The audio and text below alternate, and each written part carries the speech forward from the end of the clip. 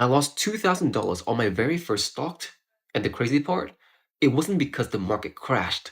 It's because I didn't know this one thing. When I first started investing, I thought I was being smart. I screened for every single stock with a low PE ratio because everyone online was telling me low PE ratios means it's cheap. So with that, I kept looking and looking, and I found the one stock that looked like a bargain. And I loaded up all of my savings, put them all in there, and instead of going up, that stock kept pleading. It kept going down and down and down, and I kept checking the numbers again and again.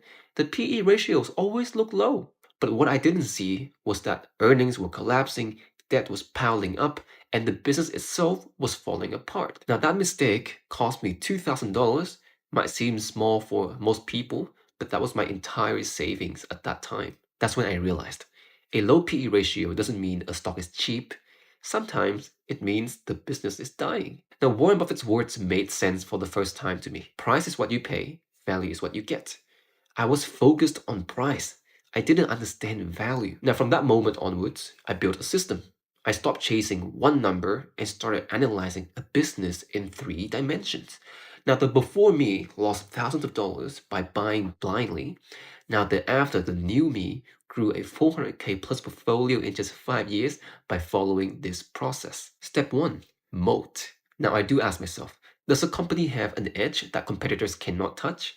For example, TSMC has its chips, Lululemon has its branding and margins.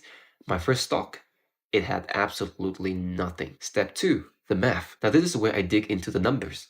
I don't just want a low PE ratio, I want it to be under 20. I check price to free cash flow as well because it needs to be under 15 for me. I want a current ratio above 1.5, debt to equity under 1, and margins over 10%. On top of that, return on equity should be above 15% and return on assets should be at least 7%. Now, if a company can't clear all these hurdles, it's not value. It's a trap without enough margin of safety. And the stock I lost money on, it failed nearly all of these. But I didn't know back then where to look. Step 3, cycles. Now, with my stock, I always map them out against the 18-year economic cycle. Now, late in the cycle, as we are now, high multiple names or high PE names get crushed first and get crushed hard. And low PE cyclical stocks often collapse as well. The trick is knowing when the cycle makes cheap looks even cheaper with good value. Well, there you have it. Now, I do share which stocks actually pass all my frameworks and steps here every single week in my free newsletter, link in bio. A question: what's the first stock you ever bought and how did it turn out? Comment down below, I'll be reading.